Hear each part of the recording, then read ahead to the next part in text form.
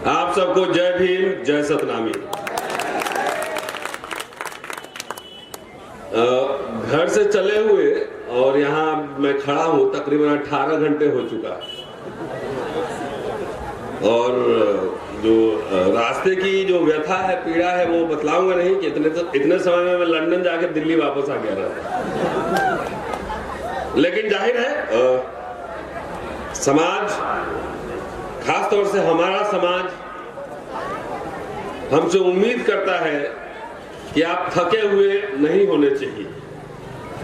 भले ही 18 घंटा हो जाए, 20 घंटा हो जाए, लेकिन आपको उसी ऊर्जा के साथ काम की बात करना है, मन की बात मैं नहीं करता। तो कोशिश कर रहा हूं, वैसे क्या बोलना है मैं तो भूल ही गया। समय नहीं मिला पढ़ने के लिए। पिछली बार मुंगेली में था, कुछ साथियों से आग्रह किया था कि कुछ संदर्भ और ओरिजिनल रिसर्च, कथा कहानी नहीं। हमारे यहाँ इमोशनल लोग ज्यादा हैं, आप लोग भी हैं, मैं बताऊंगा कैसे। We need not emotional people, we need rational people. हमें इमोशनल नहीं, खाली इमोशन नहीं, हमको तार्किक लोग चाहिए। तो पढ़ नहीं पाया, मैंने कहा था कुछ ग्रंथ भेजिए, मैं पढ़ के, और मैं चाहता हूं कि अम्बेडकरनामा पे उसमें एक सीरीज चलाऊं गुरु घासीदास से। लेकिन कुछ तकनीकी कारणों से मुझे किताब नहीं मिल पाया। कल मैं वो किताब यहाँ से लेकर जाऊंगा। और याद आ गया, हिंदू जी ने कहा है कि अम्बेडकरनामा देखना है। तो आप में से कितने लोगों ने अम्बेडकरनामा देखा है, सब्सक्राइब किया, हाथ उठाइए। अरे 10% लोग ने भी नहीं किया है। अभी 1,19,000 है मात्र। अरे मुफ्त का विश्वविद्यालय है, मैडम ओपन यूनिवर्सिटी की है और हम डिजिटल यूनिवर्सिटी के हम वाइस चांसलर हैं। 1 रुपया भी नहीं लेते किसी से। मैडम कोई उसमें अकाउंट नंबर लिखा है, कोई पेटीएम है, डिजिटल यूनिवर्सिटी चलाते हैं। और तब भी मोबाइल अपना अपना खोलिए। अभी कम से कम 200 सब्सक्रिप्शन बढ़ जाने चाहिए उसमें। मोबाइल खोलिए, अम्बेडकरनामा टाइप कीजिए और उसको सब्सक्राइब कीजिए। नहीं मिल रहा है तो लाल की क्लास टाइप कीजिए। अब मैं लाल की क्लास नहीं बोलता क्योंकि क्लास तो छोटा होता है। अब मैं अम्बेडकरनामा यूनिवर्सिटी बन चुका है, करीब 25-30 हजार लोग अभी फिलहाल उसको देखते हैं। तो उसमें मन की बात नहीं, काम की बात होती है। तो आज मैं जब घर से चला तो ओला पकड़ के चला, तो हमारे साथ भाई ड्राइवर जो था, जहां जहां मंदिर आए वो स्टीयरिंग छोड़ के नमस्ते करने लगे। हमने भाई गाड़ी चला लूं ठीक से। खूब भजन सुनाते आ रहा था और 2-3 बार मत्था टेका। तो भजन हनुमान भी चल रहा था और माता के चरणों में भी चल रहा था। माता के चरणों में। तो जब एयरपोर्ट नजदीक आया तो मैंने कहा कि तुमने तो अच्छे अच्छे भजन सुनाए, मजा आ गया सुबह सुबह। ये जो माता के चरणों में बार बार लेटवा रहा है, उसका बेटा कहां लेटा हुआ है पता है? उसका बेटा विश्वविद्यालय के चेयर पे, सोफा में बैठा हुआ है और तुमसे भक्ति करवा रहा है कि माता के चरणों में लेटे रहना। तो पूछे क्या नाम है भैया? तो कोई शर्मा थे। बोले कौन वाले हो? तो कारपेंटर। अरे बच्चा को जो सुन रहा है ना, अम्बेडकरनामा खोलो मोबाइल में अभी और उनको सब्सक्राइब करो। आप घर में जाना तो पत्नी और बेटी के साथ इसको सुनना। इसके माध्यम से तुमको मुक्ति का मार्ग मिलेगा, नहीं तो लेटे रह जाना चरणों में। कहने की बात क्या है? मैंने एक बात अभी कही कि हमारे लोग बहुत इमोशनल होते हैं। आदर, सत्कार, भक्ति में भी डूबते हैं। जब से हम आए हैं यहाँ पे, तब से 3 बार मेरा स्वागत हो चुका है। एक बार रोड पे जब मिले थे तब, एक बार यहाँ पे, और तीसरी बार यहाँ पे भी स्वागत हुआ।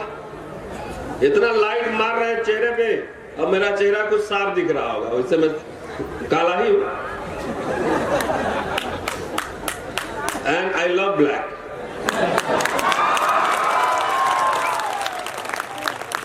तो बोले इतना काहे को, मुंगेली ने भी कहा था कि जितना फूल पुष्प दे रहे हो, अरे नमस्ते सलाम करो, एक सिंबॉलिक दे दो, तो माला में माला पूरा पहनाए जा रहे हो, वो पैसा से बचा लो, लाइट थोड़ा कम करो, खर्चा बचाओ, कोई गरीब बचाओ, किताब खरीद के उसका कपड़ा खरीद के दे दो, ये ज्यादा बढ़िया।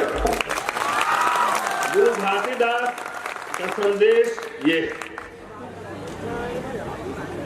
इस बात को जब तक हम समझेंगे नहीं, तब तक जो है भक्ति में झूमते रहना। 18 दिसंबर को गुरु घासीदास, 14 अप्रैल को बाबा साहब, 15 मार्च को कांशीराम, और फिर फरवरी में संत रविदास आएंगे, फिर कबीर साहब आएंगे। तो सब साल भर भक्ति में भजन गाते रहना, झूमते रहना, मन की बात करते रहना, काम की बात होगी ही नहीं। आपको क्या लगता है कि इतना 18 घंटा ट्रैवलिंग होता है और टिकट भी आप भेज देते तब भी 1000-2000 जेब का मेरा खर्चा हो ही जाता, टैक्सी आना जाना, खाना वाना मिला जुला के। तो ये मन की बात करने आ रहा हूं, और थकावट और पेन अलग, तो गंभीरता से सुन के जाना।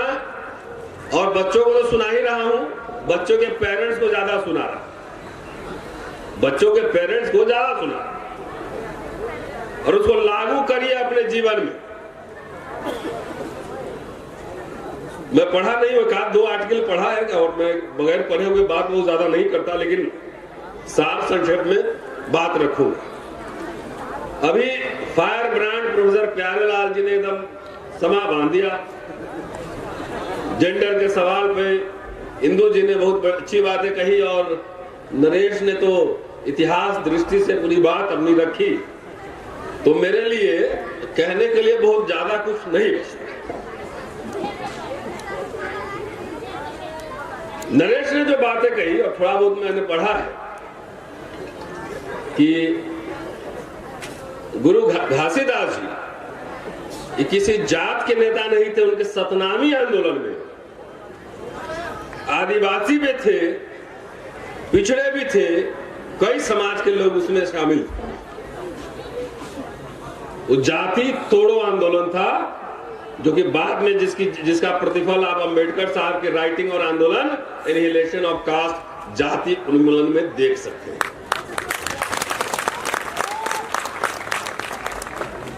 तो अगर गुरु घासीदास जी की जयंती मना रहे हो, अगर कोई कह दे कि आज चमारों का त्योहार है, कोई कह दे कि आज चमारों का त्योहार है, तो बुरा मत मानना, उसको बुला के लाना।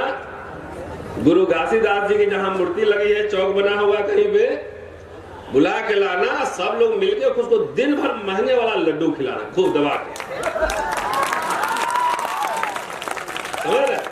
कि भाई अब घोड़ी वोड़ी हटो, अभी सब हेलीकॉप्टर से एकदम मर्सिडीज से आओ, अच्छे अच्छे कपड़े पहनो, तमाम ये बात करो।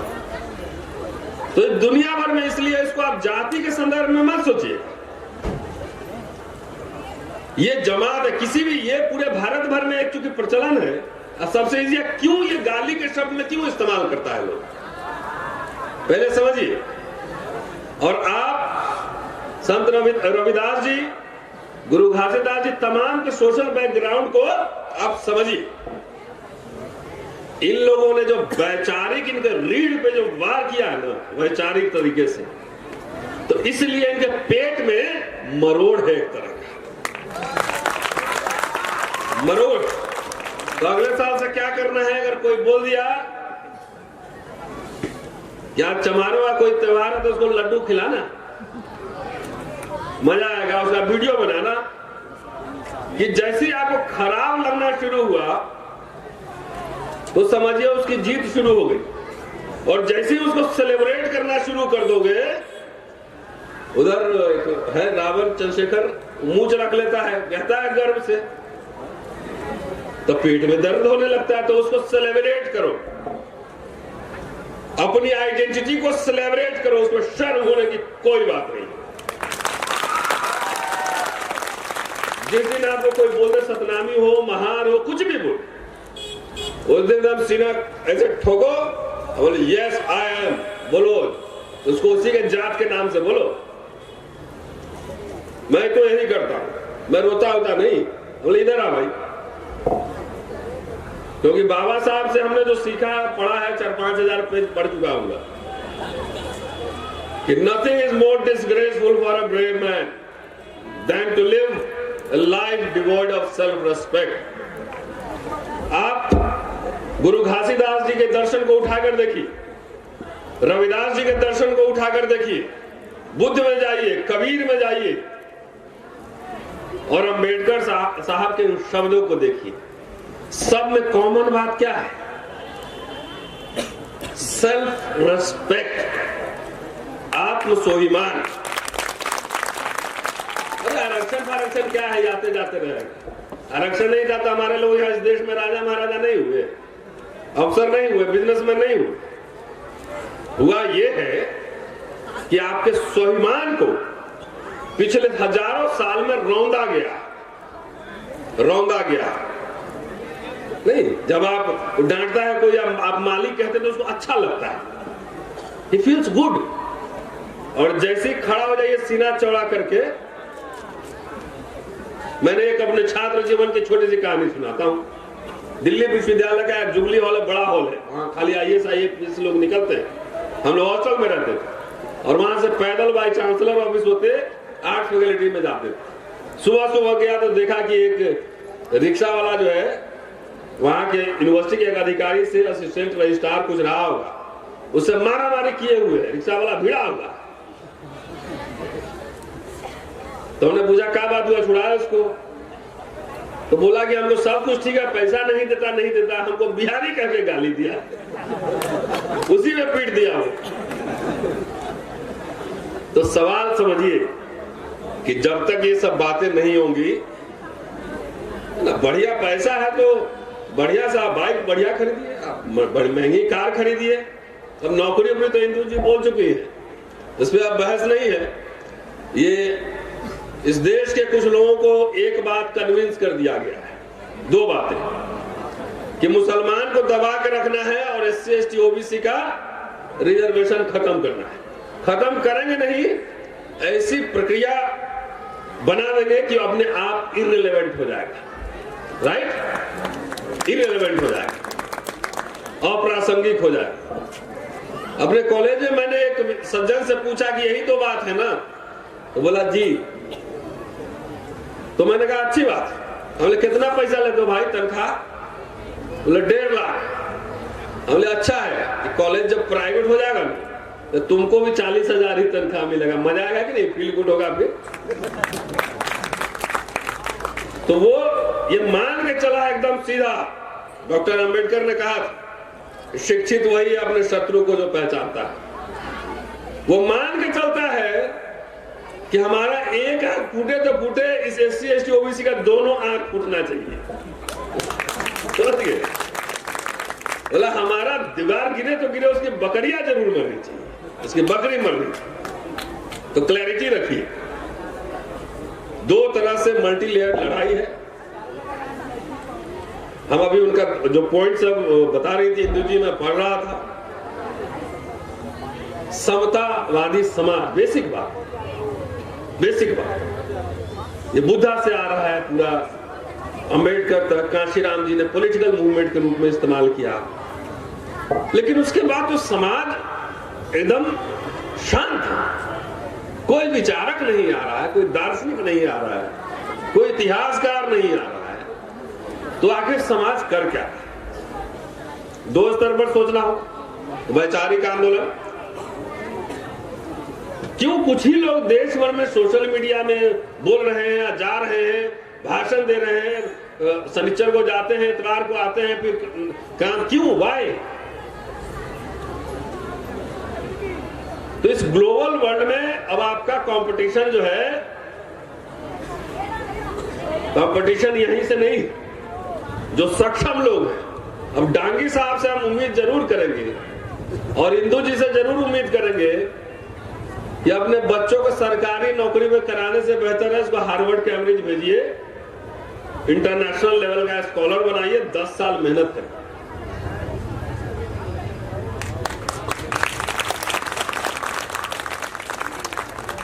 ठीक है, आर्किटेक्चर बने, बोले हम पूछे, मुंगेली में भी पूछे थे कि सीए है कोई, किसी ने बनाया सीए? बोला नहीं। तो बोले खीरा चोरी के आरोप में जेल में रहोगे या हीरा चोर लंदन में ऐश करेगा 5 स्टार में, है? बोल रहे अभी नरेश बोला कि घासीदास साहब को जनेऊ पहनाए हुए, तो इतिहासकार है आपके पास? नहीं है। तो जिसके स्कूल में बनेगा मटेरियल वो तो वैसे ही बनेगा। उनको पूरा, अभी जनेऊ लीला इसको हम बोलते हैं कि उनको पूरा भारत में जो भी बौद्धिक आंदोलन हुआ, कबीर के साथ हो, रविदास के साथ हो, घासी जी के साथ हो, सब वो कहीं ना कहीं इसको नेटवर्क बनाएगा कि ब्राह्मण से जुड़ा हुआ मामला है, ब्राह्मण से। अंबेडकर साहब को भी जोड़ने की कोशिश होती है, ब्राह्मण से जुड़ा हुआ मामला। सब जगह देख लीजिए, पढ़ लीजिए पूरा इतिहास। वो भी शुक्ला जी का रेफरेंस दे रहे थे, मैं पढ़ रहा था एक लेख। क्यों? इसलिए कि आप में से कोई हो भी गया बुद्धिमान, तो उसको अपने वैचारिक वर्चस्व, आपके दिमाग पे आइडियोलॉजिकल हेजेमनी वर्चस्व स्थापित करने के लिए उसका कनेक्शन जोड़ दिया जाता है कि तो हम ही लोग की वजह से। क्यों हो रहा है? न आपके पास सोशियोलॉजिस्ट है, न हिस्टोरियन है, न पॉलिटिकल साइंस। देखिए, मैं पढ़ाता हूं, टीचर होना, असिस्टेंट प्रोफेसर होना, एसोसिएट प्रोफेसर, 1 घंटा सुनते रहे। क्यों? क्योंकि ये लड़ाई लाठी या तोप और बम की नहीं है, लड़ाई बुद्धि की लड़ाई। बाबा साहब कोलंबिया लंदन से गए थे, वहां से तो क्या तोप में लेके आए थे कि कोर्ट में एक पेन लेके आए थे, और जो था इधर लेके आए थे इधर। तो सवाल एक गंभीर सवाल है, इसलिए जो पेरेंट्स यहां बैठे हुए हैं, पेरेंट्स बैठे हुए हैं, उनसे विशेष आग्रह है, जो सक्षम लोग। मुझे अंबेडकर साहब को आप पढ़िए, समझिए। आप समझे खाली बाबा साहब भजन कर रहे हैं, संविधान लिखे हैं, संविधान लिखे हैं। और जो लंदन से जो पहला आर्टिकल उनका 1914 में छपा बॉम्बे क्रॉनिकल में, तो उस समय जो लेख लिख रहे हैं 56 तक, धर्मांतरण तक, तो बीच में और कुछ नहीं कर रहे थे, संस्थान बना रहे थे। कितने संस्थान बनाए, बहिष्कृत हितकार नहीं, ठीक है ना? नहीं। लेकिन बाबा साहब को जो है, बाबा साहब को मानोगे, बाबा साहब की नहीं मानोगे। गुरु घासीदास साहब को मानोगे, उनकी बात नहीं मानोगे। संस्थान खोले।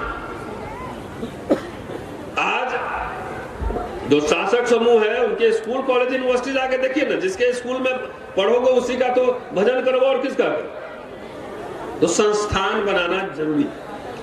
दूसरा, जो सक्षम लोग हैं, अपने बेटा बेटी को महत्वाकांक्षी बनाइए, महत्वाकांक्षी, ड्रीमर। उसको दिखाइए ख्वाब कि प्रधानमंत्री बनना है तुम्हें। खाली दीवार पे मत लिखिए कि बाबा साहब ने कहा था कि दीवार पे लिख दो कि तुम्हें देश का हुक्मरान बनना है, तो हुक्मरान बनोगे कैसे, ही नहीं बताए। एमएलए एमपी का टिकट लेने देने से हुक्मरान नहीं बनोगे। लीडर बनना है तो लीडर बनने की तैयारी दूसरे तरीके से होती है। डीलर बनना है तो जाओ कहीं भी, अपना पैसा दो, टिकट ले लो, तो डीलर तो ही तो है, और क्या। लीडर बनने के लिए 30 साल 40 साल जीवन खपाना पड़ता है। तो अपने बच्चों को बुलाइए कि लीडर का मतलब एमएलए एमपी खाली नहीं होता है। लीडर का मतलब होता है हिस्टोरियन, जर्नलिस्ट, एडवोकेट, जो समाज को दिशा दे, समाज की समीक्षा करे। आपके घर में न पत्रकार है, न बढ़िया वकील है, न बढ़िया सीए है, न इकोनॉमिस्ट है, न हिस्टोरियन है, कुछ तो है नहीं। सब लोग कह रहे हैं भाई फार्म भर दो, एग्जाम दे दो, नौकरी पालो। तो नौकरी पालोगे तो 60 साल तो कुछ कर ही नहीं पाओगे। क्या करोगे 60 साल? कुछ नहीं कर सकते आप, नौकरी कर सकते हैं। हमारे प्रोफेसरी में ही बहुत लोग नौकरी कर रहे हैं। नौकरी तो मिल गया प्रोफेसरी का, लेकिन लिख पर कम रहा, पेट पाल के सो रहा है खाली। नहीं है, 2-4 ही नाम आप जानते होंगे। दिल्ली में यूनिवर्सिटी में तो बहुत सारे हजारों की संख्या में प्रोफेसर हैं। तो इसलिए अपने बच्चों को अंबेडकर साहब बनाओ।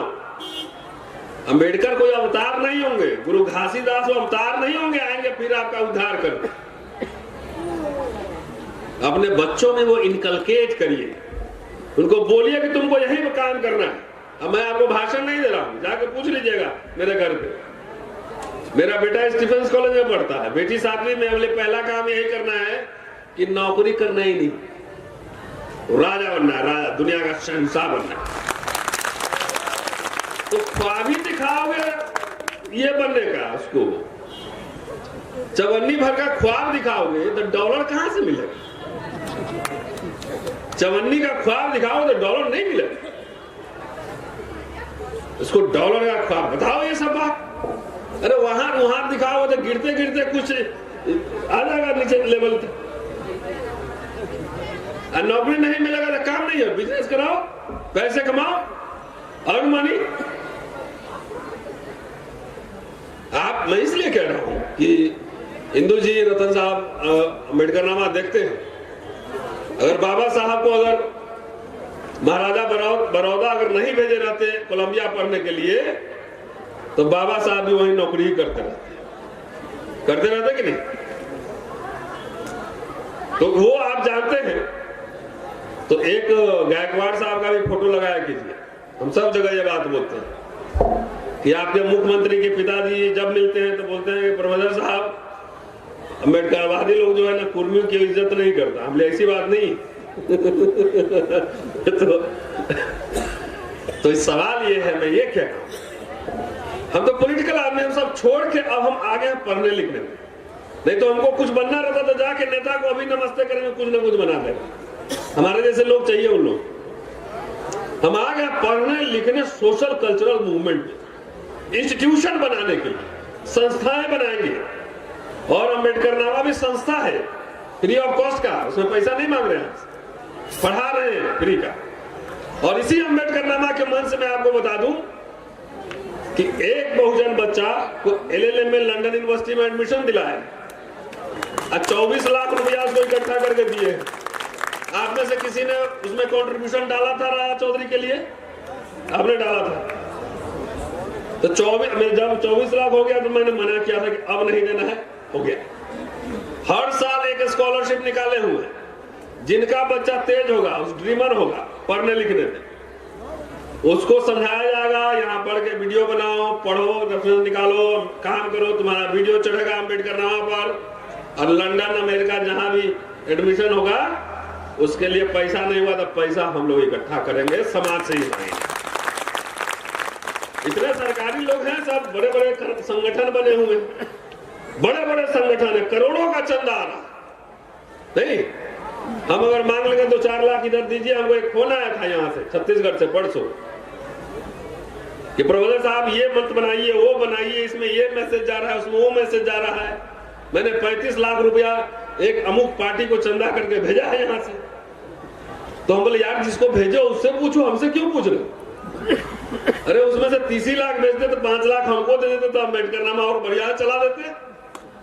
तो नहीं, ट्रांसफर पोस्टिंग कराने के लिए पैसा दोगे, टिकट के लिए पैसा दोगे, लेकिन संस्थान चलाने के लिए पैसा नहीं दोगे, क्योंकि बुद्धि की समझ नहीं, ये समझ नहीं है। बहुत अच्छा काम कर रहे हैं, अम्बेडकर नामा चल रहा है, इसको मास मूवमेंट बनाना मेरी जिम्मेदारी है। कौन बनाएगा? सब लोग मिलकर बनाए। कुछ पढ़ेगा, कोई रिसर्च करेगा। और अपने जीवन काल में जो है जयंती होती थी, तो जाकर मना करते थे कि मनी जयंती मत बनाओ, बर्थडे। उनका बर्थडे जो है, कई वीडियोस मैंने बनाए हैं बर्थडे। और जाते थे तो वो कहते थे इमारत फंड के लिए पैसा इकट्ठा करो। पता है, 1-1 रुपया, 2-2 रुपया करके इमारत फंड बम्बई में बनाने के लिए, उसके लिए चंदा इकट्ठा करते थे। आजकल नेता लोग तो अपने बर्थडे में पता नहीं क्या क्या गिफ्ट ले रहा है। तो समाज के लिए सार्वजनिक भवन बनाने के लिए वो इकट्ठा करते थे। जाके वीडियो देख लीजिएगा, उसमें सर्च में अम्बेडकर जयंती टाइप कीजिएगा, सीरीज से आपको वीडियो आपको मिलेंगे कि अगर नाचने गाने भक्ति में लीन होगा एक दिन 14 अप्रैल 18 दिसंबर और तमाम, तो समझ लीजिए कि उनका पर्पस जो है वो खत्म, डिफीट हो गया है। पढ़ना नहीं जपना, जपना भक्ति जो है, इसलिए मैंने पहले कहा था इमोशनल लोग होते हैं हमारे लोग।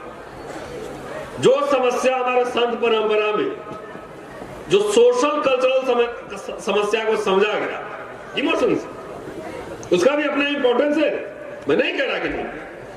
उस समस्या को डॉक्टर अंबेडकर ने पहली बार एक पॉलिटिकल क्वेश्चन बनाया, ये समझिए राजनीतिक समस्या बनाया, तब जाके गोलमेज सम्मेलन और तमाम और आपको जो अधिकार मिले वो तब मिले। तो इसलिए भक्ति भजन थोड़ा कम होना चाहिए, तार्किक बात, इमोशनल नहीं, रैशनल बात।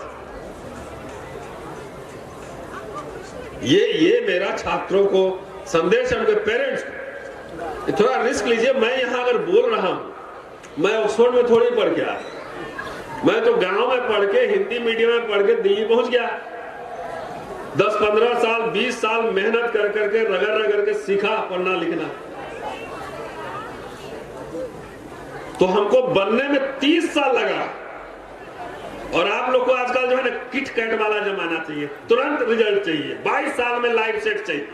नहीं, बेटा बेटी 22 साल में जब सेट हो गया, तो सेट में तो हम क्या सुनाते हैं, सुनाई होगा आपने। सेट होने का मतलब है मर गया 22 साल में जलाया जाएगा, खाली 80 साल। रोड़ी बजरी सीमेंट सेट होता है।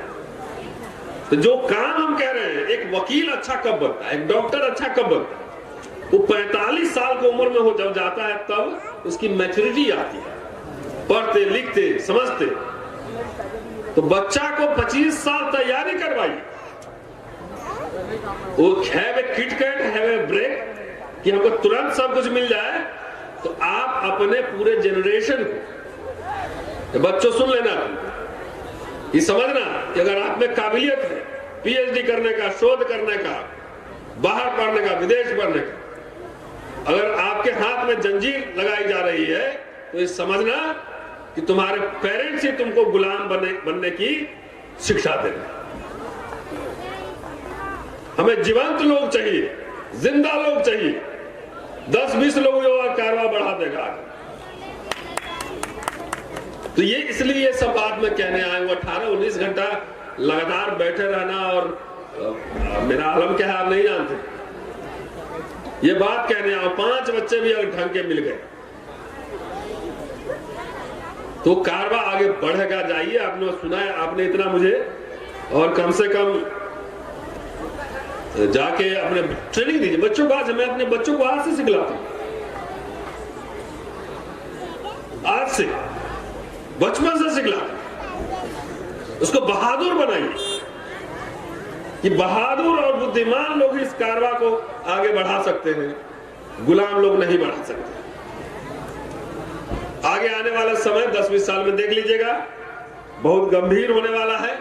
इसलिए जो हम बार बार चीख रहे हैं, कुछ लोग बोल रहे हैं, वो खतरे की घंटी हम लोग देख रहे हैं कि क्या होने वाला है। शुक्रिया, जय भीम।